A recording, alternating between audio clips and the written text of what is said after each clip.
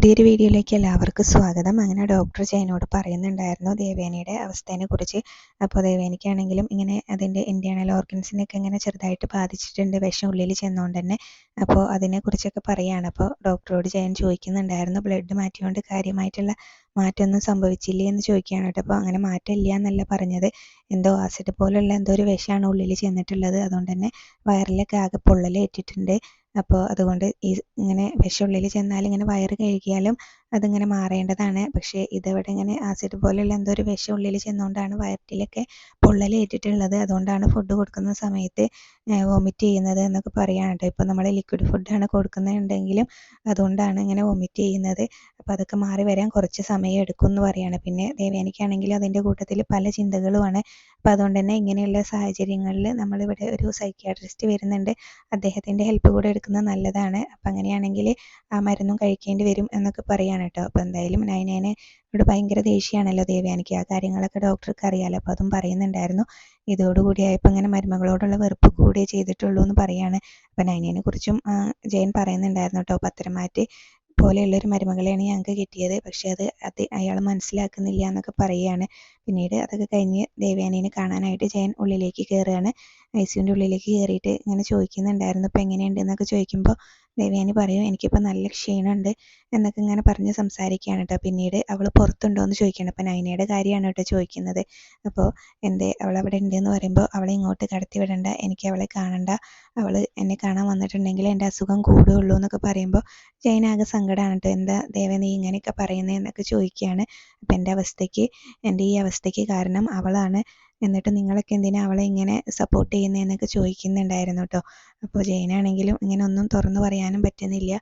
എന്നാലും നയനയെ കുറിച്ച് തന്നെയാണ് ജയൻ പറയുകയും ചെയ്യുന്നത്. അവൾ നമ്മളെ മരുമകളല്ലേ എന്നൊക്കെയാണ് കേട്ടോ പറയുന്നത്. അപ്പോൾ ആ സമയത്ത് ദേവയാനി പറയുന്നുണ്ടായിരുന്നു, അവൾ എൻ്റെ മരുമകളല്ല, എൻ്റെ മരുമകൾ അനാമികയാണ്, അതുകൊണ്ടാണല്ലോ അവൾ എനിക്ക് ബ്ലഡ് തരാമെന്നൊക്കെ പറഞ്ഞതെന്നൊക്കെ പറയുമ്പോൾ ജയനൊരു പുച്ഛഭാവം ഉണ്ട് കേട്ടോ. അപ്പോൾ അവൾ എന്താ പറഞ്ഞതെന്ന് ജയന് നന്നായിട്ട് അറിയാമല്ലോ. അപ്പോൾ അതുകൊണ്ട് തന്നെ അങ്ങനെ പറയുന്നുണ്ടായിരുന്നു, നമ്മുടെ കൂടെ ഇങ്ങനെ നമുക്ക് എന്തെങ്കിലും ഒരു ആപത്ത് വരുമ്പോൾ ഇങ്ങനെ ജീവൻ തന്നും അവർ സഹായിക്കുന്നവരല്ലേ നമ്മുടെ ബന്ധുക്കൾ, അതുകൊണ്ട് അനാമിക മോളാണ് എൻ്റെ മരുമകൾ എന്നൊക്കെയാണ് കേട്ടോ പറയുന്നത്. അങ്ങനെ ദേവയാനി ജയനോട് പറയുന്ന സമയത്തും ജയൻ പറയുന്നുണ്ടായിരുന്നു, അങ്ങനെയാണെങ്കിൽ നീ നമ്മുടെ മരുമകളെയാണ് ചേർത്ത് നിർത്തേണ്ടതെന്ന് പറയും. അത് ദേവയാനിക്ക് ഇഷ്ടപ്പെടുന്നില്ല. അപ്പോൾ ദേവയാനി പറയുന്നുണ്ടായിരുന്നു, ഞാൻ ആദർശിനോടും പറഞ്ഞിട്ടുണ്ട്, അവളെ ന്യായീകരിക്കാനാണ് ഇങ്ങോട്ട് വരുന്നതെന്നുണ്ടെങ്കിൽ ഇങ്ങോട്ട് വരണ്ട, എനിക്ക് ആരെയും കാണണ്ട എന്നുള്ളതെന്ന് ഇങ്ങനെ പറയൂ കേട്ടോ. അപ്പോൾ ജയേട്ടൻ എന്താ ഒന്നും മിണ്ടാത്തതെന്ന് ചോദിക്കുന്നുണ്ടായിരുന്നു. ജയനൊന്നും മിണ്ടാതെ നിൽക്കുന്ന സമയത്ത്, എനിക്കതിനെക്കുറിച്ച് കൂടുതലൊന്നും പറയാനില്ല, നിന്റെ നല്ലതിനും നിന്റെ ആരോഗ്യത്തിനും വേണ്ടി പ്രാർത്ഥിക്കുന്ന ഒരു മരുമകളെ തന്നെയാണ് നമുക്ക് കിട്ടിയത്, അത് നീ എന്തെങ്കിലും മനസ്സിലാക്കും എന്നൊക്കെ പറഞ്ഞിട്ട് ജയൻ അവിടെ നിന്ന് പോകുന്ന സമയത്ത് ദേവയാനി അതിന് പിന്നെ അനാമികയാണെങ്കിലും വീട്ടിൽ വന്ന് വലിയ വഴക്കുണ്ടാക്കുകയാണ്. അനിയും നന്ദും തമ്മിൽ കണ്ടല്ലോ, അപ്പോൾ അതിന് ഉള്ളൊരു വഴക്കാണ് അവിടെ നടക്കുന്നത്. നമ്മൾ നയനേനെയും അവളുടെ ചേച്ചീനെയും നല്ല പുറത്താക്കേണ്ടത്, അനി ഇങ്ങനെ നന്ദുവിനെ കാണാതിരിക്കാൻ വേണ്ടിയിട്ട് നന്ദുവിനെയാണ് കിടപ്പിലാക്കേണ്ടതെന്നൊക്കെ പറഞ്ഞിട്ട് അങ്ങ് പൊട്ടിത്തെറിക്കുന്നുണ്ടായിരുന്നു കേട്ടോ. അച്ഛനെ കൊണ്ട് ഒന്നിനും പറ്റില്ല, അങ്ങനെ മോള് കൊണ്ടുവരുന്ന സ്വർണ്ണവും പണവും കൊടുത്ത് കടം വീട്ടാനല്ലാതെ വേറെ ഒന്നിനും കൊള്ളില്ല അച്ഛനെ, എന്നെ ഒന്ന് സഹായിക്കാൻ പറ്റില്ല എന്നൊക്കെ പറഞ്ഞുകൊണ്ടിരിക്കുകയാണ്. അപ്പോൾ അതുപോലെ തന്നെ ഇങ്ങനെ ഞാനില്ലാത്ത സമയം നോക്കി അവളെ വിളിച്ചു വരുത്തിയിരിക്കുകയാണ്. ഇങ്ങനെ പറയുന്ന സമയത്ത് വേണു ചോദിക്കുന്നുണ്ടായിരുന്നു, അനി വിളിച്ചിട്ടായിരിക്കുമോ അവൾ വന്നതെന്നൊക്കെ ചോദിക്കുന്ന സമയത്ത് എന്താ സംശയം, അതങ്ങനെ തന്നെ ആവാനാണ് വഴിയെന്ന് പറയൂ കേട്ടോ. പിന്നീട് എന്തായാലും നമ്മുടെ ഭർത്താക്കന്മാർ വേറൊരു പെണ്ണിലേക്ക് ചായുന്ന സമയത്ത് നമ്മൾ തന്നെയാണ് അതില്ലാതാക്കേണ്ടത്. എന്നിട്ട് അനാമികയോടാണെങ്കിലും പറയുന്നുണ്ടായിരുന്നു, നമ്മളിത് അങ്ങനെ വിടാൻ പാടില്ല, ഇത് വലിയൊരു പ്രശ്നമാക്കണം എന്നൊക്കെ പറയുന്നുണ്ടായിരുന്നു. അപ്പോൾ ജാനകിനോട് ഈ കാര്യങ്ങളൊക്കെ പറഞ്ഞതൊക്കെ അനാമിക പറയുന്നുണ്ടായിരുന്നു കേട്ടോ. അപ്പോൾ അതുകൊണ്ടൊന്നും കാര്യമില്ലല്ലോ എന്ന് പറയുന്നുണ്ടായിരുന്നു. എന്തായാലും വേണുവിനോട് അനാമിക എനിക്ക് ആരുമില്ല, അച്ഛനെ കൊണ്ട് ഒന്നിനും പറ്റില്ല എന്നൊക്കെ പറഞ്ഞ സമയത്ത് വേണുവിന് ചെറുതായിട്ട് ഒരു ഇതായിട്ടുണ്ട്. അപ്പോൾ പറയുന്നുണ്ടായിരുന്നു, ഞാൻ എന്തെങ്കിലും ചെയ്യാൻ പറ്റുമോ നോക്കട്ടെ എന്നൊക്കെ പറഞ്ഞിട്ടാണ് അവിടെ നിന്ന് പോകുന്നുണ്ട്. അപ്പോൾ രേവതി പറയുന്നുണ്ടായിരുന്നു അനാമികയോട്, നീ അച്ഛനെ വെറുതെ ഇങ്ങനെ ചൂട് പിടിപ്പിക്കണ്ടായിരുന്നു എന്ന്, അതിനിപ്പോൾ എന്താ കുഴപ്പം, ഒരു കുഴപ്പമില്ല എന്ന് പറയാൻ കേട്ടോ. പിന്നീട് നന്ദു ഇങ്ങനെ വരുന്ന സമയത്ത്, സ്കൂട്ടറിൽ വരുന്ന സമയത്ത് നന്ദുവിനെ കുറച്ച് ഗുണ്ടകൾ തടഞ്ഞു വെക്കുകയാണ് കേട്ടോ. വന്നിട്ട് വണ്ടിയിൽ കയറാൻ പറയുകയാണ്. അപ്പോൾ നന്ദു ഈ വണ്ടി ഒന്ന് സൈഡാക്കട്ടെ എന്ന് പറഞ്ഞിട്ട് സ്കൂട്ടർ നിർത്താനായിട്ട് പോവുകയാണ്. ആ സമയത്ത് വേണു അവിടേക്ക് വരുന്നുണ്ടായിരുന്നു. അപ്പോൾ വേണു ഏൽപ്പിച്ച ഗുണ്ടകളാണ് കേട്ടോ അത്.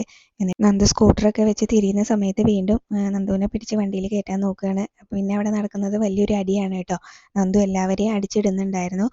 വേണു ഇങ്ങനെ ആദ്യം ഇങ്ങനെ മനസ്സിൽ വിചാരിക്കുന്നത് നന്ദുവിനെ ഇപ്പം എല്ലാവരും കൂടെ അങ്ങ് ശരിയാക്കുമെന്നാണ്. പിന്നീട് നന്ദു അടി തുടങ്ങിയപ്പോൾ അത് മാറി ചിന്തിച്ചു കേട്ടോ. ഇവളിങ്ങനെ ഫൈറ്റൊക്കെ ചെയ്യുമെന്നറിയാം, പക്ഷേ ഇത്രയ്ക്ക് അങ്ങ് പ്രതീക്ഷിച്ചില്ലായിരുന്നല്ലോ എന്നിങ്ങനെ ഓർക്കുന്നുണ്ട്. അപ്പോഴേക്കും അനി അവിടേക്ക് വരികയാണ് കേട്ടോ. അപ്പം അനിയും വന്നിട്ട് എന്താ ഇവിടെ നിന്ന് ചോദിക്കുന്നുണ്ടായിരുന്നു. അനീനും കൂടെ കാണുമ്പോൾ എന്തായാലും ഗുണ്ടകൾ വണ്ടിയിൽ കയറി അങ്ങ് രക്ഷപ്പെടുന്നുണ്ടായിരുന്നു. അപ്പോൾ അതുപോലെ തന്നെ നന്ദു മനസ്സിൽ ഓർക്കുന്നുണ്ടായിരുന്നു, ഈ ഗുണ്ടകൾക്കൊക്കെ വെറുതെയാണ് ഇങ്ങനെ പണം കൊടുക്കുന്നത്, ഒന്നിനും ഒരു ഉപകാരവും ഇല്ല എന്നൊക്കെ പറഞ്ഞിട്ട് എന്തായാലും അവിടെ നിന്ന് ചിന്തിക്കുകയാണ്. പിന്നീട് അനിയും നന്ദും കൂടെ സംസാരിക്കുകയാണ്. അനി ഇങ്ങനെ നന്ദുവിനോട് പറയുന്നുണ്ടായിരുന്നു, കുറേ നാളായി നിൻ്റെ ഒരു ഫൈറ്റ് കണ്ടിട്ട്, ഇന്ന് എന്തായാലും അത് കാണാൻ പറ്റി എന്നൊക്കെ പറയണം. അപ്പോൾ നന്ദുവിന് അത്രയ്ക്ക് അങ്ങ് ഇഷ്ടപ്പെടുന്നില്ല കേട്ടോ. അപ്പോൾ നന്ദു അങ്ങനെ പറയുന്നുണ്ടായിരുന്നു, നമ്മൾ കാണുന്നത് പരമാവധി ഒഴിവാക്കണം, ഇതിപ്പോൾ ഇതിൻ്റെ പേരിൽ ഇനിയിപ്പോൾ പ്രശ്നം ഉണ്ടാവരുത്. ഇപ്പോൾ ഇങ്ങനെ ആ ഗുണ്ടകൾ എന്നെ അടിക്കാൻ വന്നത് തന്നെ അനാമികയുടെ അച്ഛനെ ഏൽപ്പിച്ച ആളുകൾ തന്നെയായിരിക്കും, അല്ലാതെ എന്നോട് ആർക്കും ശത്രുതയൊന്നുമില്ല. അതുകൊണ്ടാണ് പറഞ്ഞത് നമ്മൾ തമ്മിൽ അകലം പാലിക്കണം എന്നുള്ളത്. അപ്പോൾ നിങ്ങളുടെ ജീവിതം ഞാൻ കാരണം തകരരുത് എന്നൊക്കെയാണ് പറഞ്ഞുകൊണ്ടിരിക്കുന്നത്. അപ്പോൾ അതല്ലെങ്കിലും അങ്ങനെ തന്നെയാണെന്ന് അനി പറയുന്നുണ്ടായിരുന്നു. ഇനിയിപ്പോൾ ഇങ്ങനെ ഇതുപോലെയുള്ള സംഭവങ്ങൾ ഉണ്ടാകുന്ന സമയത്ത് എനിക്ക് അനാമികേനെയും തല്ലേണ്ടി വരും. അപ്പോൾ പിന്നെ ആ ഒരു പേരുദോഷം കൂടെ എനിക്കിരിക്കും, അതുകൊണ്ട് അത് ഒഴിവാക്കണം എന്നാണ് ഞാൻ പറഞ്ഞത്. അതുകൊണ്ട് നമ്മൾ ഇങ്ങനെ മാക്സിമം കാണാതിരിക്കണം എന്നൊക്കെ പറയണം. അപ്പോൾ അനി ചോദിക്കുന്നുണ്ടായിരുന്നു, ഇനിയിപ്പോൾ കുറച്ച് ദിവസം കഴിഞ്ഞാൽ വീട്ടിലൊരു വിശേഷം നടക്കാൻ പോവില്ലേന്ന്, അപ്പോൾ അന്നെങ്കിലും ഇങ്ങനെ അമ്മയുടെയും അച്ഛൻ്റെയും കൂടെ നന്ദു വരുമോ എന്നൊക്കെ ചോദിക്കുകയാണ്. അനി പറയുന്നുണ്ടായിരുന്നു, 41 ദിവസം വ്രതം എടുത്ത് ഞങ്ങൾ കാൽനടയായിട്ടല്ലേ ഇങ്ങനെ മലയ്ക്ക് പോകുന്നത്, അതുകൊണ്ട് അന്നത്തെ ദിവസം അവിടെ ഇങ്ങനെ കന്യാസദ്യയും ഒക്കെ നടക്കുന്നുണ്ട്, അന്ന് നന്ദു കൂടെ വരുമെന്ന് ചോദിക്കുകയാണ് കേട്ടോ. അപ്പോൾ എന്തായാലും ഞാൻ എല്ലാവർക്കും വേണ്ടിയിട്ട് വീട്ടിലിരുന്ന് പ്രാർത്ഥിച്ചോളാം, ഇനിയിപ്പോൾ അങ്ങനെയുള്ള ഇതൊന്നും കൂടാതിരിക്കുന്നത് തന്നെയാണ് നല്ലത് എന്നൊക്കെ പറയാം കേട്ടോ. നമ്മൾ തമ്മിൽ ഇങ്ങനെ എപ്പോഴും ഇങ്ങനെ കാണാതിരിക്കുന്നത് തന്നെയാണ് നല്ലത് എന്നൊക്കെ പറഞ്ഞിട്ട് നന്ദു അവിടെ നിന്ന് അങ്ങ് പോകുന്നുണ്ടായിരുന്നു. ആ സമയത്ത് അനിയാണെങ്കിലും ആകെ വിഷമിച്ച് നിൽക്കാണ്ട്. അപ്പോൾ ഇവർ സംസാരിക്കുന്നതെല്ലാം വേണു അവിടെ നിന്നിട്ട് കാണുന്നുണ്ടായിരുന്നു. അപ്പോൾ വേണു മനസ്സിൽ ഇങ്ങനെ വിചാരിക്കുന്നുണ്ട് കേട്ടോ, രണ്ടും കൂടെ എപ്പോഴും മുടിഞ്ഞ പ്രേമാണെന്ന്. പിന്നീട് വേണു നേരെ വീട്ടിലേക്കാണ് ചെല്ലുന്നത്. വേണുവിനെ കാണാൻ അവിടെ നടന്ന കാര്യങ്ങളൊന്നും ഇങ്ങനെ മോളെ അറിയിക്കേണ്ട, അറിയിച്ചിട്ടുണ്ടെങ്കിൽ അച്ഛനെ കൊണ്ട് ഒന്നിനും പറ്റില്ല എന്ന് അവൾ വിചാരിക്കുകയുള്ളൂ, എന്നെ കുറ്റപ്പെടുത്തുന്നൊക്കെ ഓർത്ത്. എന്തായാലും അത് നേരെ തിരിച്ചാണ് കേട്ടോ പറയുന്നത്. നന്ദു എന്തായാലും അടി കൊണ്ടിപ്പോൾ 2 കാലും കൈയൊക്കെ ഒടിഞ്ഞ് കിടക്കുകയാണ്. ഇനിയിപ്പോൾ മോൾക്ക് അവളെ പ്ലാസ്റ്റർ ഇട്ട് മാത്രമേ കാണാൻ പറ്റുള്ളൂ, കൈയിനും കാലിനൊക്കെ പ്ലാസ്റ്റർ ഇട്ട് നടക്കുന്ന അവളെ കാണാമെന്നൊക്കെ പറയുമ്പോൾ അനാമിക്ക് ഭയങ്കര സന്തോഷമാവുന്നുണ്ട് കേട്ടോ. പിന്നെ രേവതി ആണെങ്കിലും ചോദിക്കുന്നുണ്ടായിരുന്നു, ഇനി ഇത് പോലീസ് കേസ് ആവുമോ എന്ന് ചോദിക്കുകയാണ്. അപ്പം അങ്ങനെ പോലീസ് കേസ് കൊടുത്തിട്ടുണ്ടെങ്കിൽ അവന്മാർ വീട് കയറി തല്ലും, അതുകൊണ്ട് അങ്ങനെയുള്ളവന്മാരെയാണ് ഞാൻ ഈ പണി ഏൽപ്പിച്ചതെന്നൊക്കെ പറയുകയാണ് കേട്ടോ. അപ്പോൾ എന്തായാലും ഇതുവരെ നടന്ന സംഭവങ്ങളൊന്നും പോലീസ് പിടിക്കാത്തത് നമ്മുടെ ഭാഗ്യമാണെന്ന് മാത്രമേ കരുതാൻ പറ്റുള്ളൂ എന്നൊക്കെ രേവതി പറയുകയാണ്. അപ്പോൾ എന്തായാലും അനാമിക ചോദിക്കുന്നുണ്ടായിരുന്നു, അവളെ ജീവിതകാലം മുഴുവൻ ഇങ്ങനെ കിടത്താൻ പറ്റുമോ, അവൾ ഇനി ഒരിക്കലും അനീനെ കാണരുത് എന്നൊക്കെ ഇങ്ങനെ പറയുകയാണ് കേട്ടോ. അപ്പോൾ അങ്ങനെയൊന്നും കിടത്താൻ പറ്റില്ല മോളെ, നമുക്ക് ഓരോന്ന് പടിപടിയായിട്ട് ചെയ്യാമെന്നൊക്കെ പറയുമ്പോൾ അനാമികയ്ക്ക് ചെറിയൊരു ദേഷ്യം ഉണ്ടാവുന്നുണ്ട്. പിന്നെ അവർ ഇതുവരെ ചെയ്ത കള്ളത്തരങ്ങളൊന്നും പിടിക്കപ്പെടാത്തതിൻ്റെ ഒരു ആശ്വാസം അവർക്കുണ്ട്. അപ്പോൾ എന്തെങ്കിലും മൂർത്തി സാർ ഈ കാര്യങ്ങളൊക്കെ അറിഞ്ഞിട്ടുണ്ടെങ്കിൽ നമ്മളെ വേരോടെ പിഴുതെടുക്കും എന്ന് പറയുകയാണ്. മൂർത്തി എന്ന് പറയുന്നവന് കുറച്ച് അസുഖം വന്ന് ഒതുങ്ങിയെങ്കിലും ഇങ്ങനെ അയാൾ ചതിക്കപ്പെട്ടു എന്ന് അറിഞ്ഞിട്ടുണ്ടെങ്കിൽ അതൊരിക്കലും സഹിക്കില്ല, നമ്മളെ വേരോടെ അയാൾ പിഴുതെടുക്കും എന്നൊക്കെ പറയാൻ കേട്ടോ. അങ്ങനെയാണെങ്കിൽ ഞാൻ എന്ന് ഇവിടെ നിന്ന് പോകും എന്ന് പറയുമ്പോൾ, അങ്ങനെ ഇവിടെ എന്ന് നിന്നാലും കുഴപ്പമൊന്നുമില്ല മോളെ, പക്ഷേ അവിടെ നിന്ന് പോരുമ്പോൾ കോടികൾ കൊണ്ടേ നമുക്ക് ജീവിക്കാനുള്ളത് കൊണ്ടേ പോരാൻ പാടുള്ളൂ എന്നൊക്കെ പറഞ്ഞു കൊടുക്കുകയാണ് കേട്ടോ. അപ്പോൾ രേവതി പറയുന്നുണ്ടായിരുന്നു, അവർ കുറച്ച് അന്തസ്സും അഭിമാനമൊക്കെ ഉള്ള കൂട്ടത്തിലായതുകൊണ്ട് ഇത്തരം കാര്യങ്ങൾ പുറത്തറിയാതിരിക്കാൻ അവർ പരമാവധി ശ്രമിക്കും, അതുകൊണ്ട് തന്നെ നമുക്ക് നല്ലൊരു കോമ്പൻസേഷൻ വാങ്ങിയെടുക്കാം എന്നുള്ള ഇതിലൊക്കെയാണ് കേട്ടോ സംസാരിക്കുന്നത്. പിന്നീട് അനാമികയ്ക്കാണെങ്കിലും കൈയും കാലും ഒടിഞ്ഞു കിടക്കുന്ന നന്ദുവിനെ കാണാനായിട്ട് പോകണം. അപ്പോൾ അത് പറയുന്നുണ്ടായിരുന്നു കേട്ടോ. അപ്പോൾ അതെന്തിനാ മോളെ ഇപ്പോൾ അങ്ങോട്ട് പോകുന്നതെന്നൊക്കെ ചോദിക്കുമ്പോൾ ഒന്നുമില്ല, വെറുതെ ഒരു സുഖം എന്ന് പറയുകയാണ് കേട്ടോ. പിന്നീട് മുത്തശ്ശനും മുത്തശ്ശിയും കൂടെ സംസാരിക്കുകയാണ്. അനാമികയുടെ കാര്യം തന്നെയാണ് കേട്ടോ സംസാരിക്കുന്നത്. അനാമിക തിരിച്ചു വരാത്തതിനെ കുറിച്ചും ഇങ്ങനെ അനാമികനെ വിളിക്കാൻ പോകാത്തതിനെ കുറിച്ചൊക്കെയാണ് സംസാരിച്ചുകൊണ്ടിരിക്കുന്നത്. അപ്പോൾ ഇടയ്ക്ക് മോള് ഇവിടെ വന്നിട്ടുണ്ടായിരുന്നു, ജാനകി ഇവിടെ നിൽക്കാൻ പറഞ്ഞിട്ടും മോള് ഇവിടെ നിന്നില്ല എന്നാണ് പറഞ്ഞു കേട്ടെന്നൊക്കെ പറയുകയാണ് മുത്തശ്ശി. അപ്പോഴേക്കും അജയൻ അവിടേക്ക് വരുമ്പോൾ അജയനോടും പറയുന്നുണ്ടായിരുന്നു, നിൻ്റെ മരുമകളെ കുറിച്ചാണ് ഞങ്ങൾ സംസാരിച്ചുകൊണ്ടിരുന്നത്. അപ്പോൾ പിന്നീട് ഇങ്ങനെ അച്ഛനും അതുപോലെ തന്നെ അമ്മയൊക്കെ ഇങ്ങനെ അവളെ വിളിക്കാൻ പോകണ്ടെന്ന് പറഞ്ഞുകൊണ്ടാണ് ഞാൻ പോവാതിരുന്നത്. ജാനകി ഇടയ്ക്ക് അവളെ വിളിക്കാൻ പോവാന്ന് പറയുന്നുണ്ട്, പക്ഷേ അവളിങ്ങനെ ഇങ്ങനെ ചെയ്തിട്ട് പോയത് എനിക്കും അത്ര പിടിച്ചിട്ടില്ല, അതുകൊണ്ടാണ് വിളിക്കാൻ പോവാത്തതെന്ന് പറയാണ്. അപ്പോൾ അത് ഞങ്ങളുടെ അഭിപ്രായം മാത്രമാണ്. ഇനിയിപ്പോൾ നിങ്ങൾക്ക് വിളിക്കാൻ പോകണമെങ്കിൽ പോവാം, ഞങ്ങളതിന് എതിരൊന്നുമല്ല എന്ന് പറയുമ്പോഴാണ് കേട്ടോ അജയൻ പറയുന്നത്, അവൾ അങ്ങനെയൊക്കെ ചെയ്തു പോയാൽ എനിക്കും വിഷമമുണ്ട്, അതെനിക്കും ഇഷ്ടപ്പെട്ടിട്ടില്ല, അതുകൊണ്ട് അതിൻ്റെ ആവശ്യമില്ല എന്ന് പറയാണ്. പിന്നെ മുത്തശ്ശനാണെങ്കിലും പറയുന്നുണ്ടായിരുന്നു, ഇപ്പം ദേവയാനി ഹോസ്പിറ്റലിലായി, അതുപോലെ തന്നെ ഇളയ കൊച്ചുമോൻ്റെ ഭാര്യ പിണങ്ങിപ്പോയി, വീടിനുള്ളിൽ ഓരോരോ പ്രശ്നങ്ങൾ നടക്കുകയാണ്, അതുകൊണ്ട് തന്നെ ഇങ്ങനെ ഇന്ന് വൈകുന്നേരം ഇങ്ങനെ അയ്യപ്പൻ പാട്ടും അതുപോലെ തന്നെയൊക്കെ നടത്താൻ തീരുമാനിച്ചിട്ടുണ്ട്, അതുകൊണ്ട് വ്രതമുള്ളവരെല്ലാം വൈകുന്നേര സമയം ഇവിടെ വേണം എന്ന് പറയാണ് കേട്ടോ. അപ്പോൾ എന്തായാലും ഹോസ്പിറ്റലിലേക്ക് പെണ്ണുങ്ങളെ അയക്കാമെന്ന് അജയനും പറയുന്നുണ്ടായിരുന്നു, ഞങ്ങൾ വ്രതമുള്ളവരെല്ലാം ഇവിടെ എത്തിക്കോളാം എന്ന് പറയാണ്. പിന്നെ മുത്തശ്ശനാണെങ്കിലും മുത്തശ്ശീനോട് ഇങ്ങനെ ഒരു സംശയം പറയുന്നുണ്ടായിരുന്നു, ഇനിയിപ്പോൾ മുത്തശ്ശന് വലിയൊരു അസുഖം ഉണ്ടെന്ന് അറിഞ്ഞിട്ട് ആദർശ് നയനേനെ സ്നേഹിക്കുന്നതും നമ്മുടെ മുന്നിൽ കാണിക്കുന്ന ഒരു അഭിനയമാണോ എന്നൊക്കെ പറയുമ്പോൾ മുത്തശ്ശി പറയുന്നുണ്ടായിരുന്നു, ഒരിക്കലുമല്ല, ആദർശ് ഇപ്പോൾ ആത്മാർത്ഥമായിട്ട് തന്നെയാണ് നയനേനെ സ്നേഹിക്കുന്നത്, അതില്ലാതാക്കാൻ നോക്കിയതാണ് ദേവയാനിക്ക് പറ്റിയ തെറ്റെന്ന് പറയാൻ. പിന്നീട് നയനേനെ ആദർശിനെയാണ് കാണിക്കുന്നത്, നയനയ്ക്കൊന്ന് ട്രിപ്പൊക്കെ ഇട്ടപ്പോൾ ഒന്ന് ഉഷാറായിട്ടുണ്ട്, അപ്പോൾ എണീറ്റിരിക്കാനൊക്കെ നിൽക്കുകയാണ് കേട്ടോ. അപ്പോൾ ആ സമയത്ത് ഇങ്ങനെ ആദർശ് വേണ്ടാന്നൊക്കെ പറയുന്നുണ്ടായിരുന്നു, എനിക്കൊരു കുഴപ്പമില്ല എന്നൊക്കെയാണ് കേട്ടോ നയന പറയുന്നത്. അപ്പോൾ മുഖമൊക്കെ ഒന്ന് തെളിഞ്ഞപ്പോൾ വീണ്ടും ആത്മവിശ്വാസം കൂടിയോ എന്നൊക്കെ ചോദിക്കുകയാണ്. അപ്പോഴേക്കും ഇവരിങ്ങനെ സംസാരിച്ച് നിൽക്കുന്ന സമയത്താണ് ജയൻ അവിടേക്ക് വരുന്നത്.